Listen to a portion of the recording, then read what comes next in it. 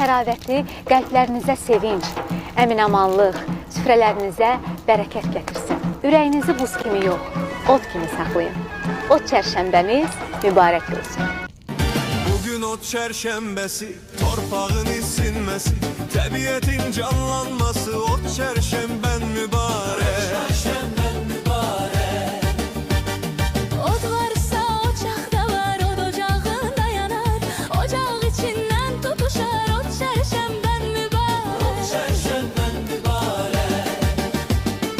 Ocağının qədrini bil, insanlarla mehriban ol, isti ürək şirin dil, ot çərşənbən mübarək. Tonqal üzərindən atla, azar bezar odda qalsın, ocağın daima yansın, ot çərşənbən mübarək.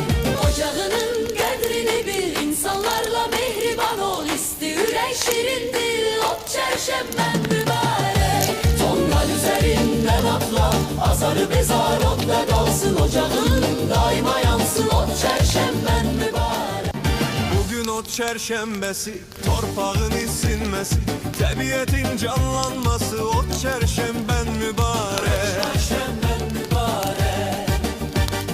Od varsa ocaqda var, od ocağında yanar, ocaq içindən tutuşar, od çərşənbən mübarək.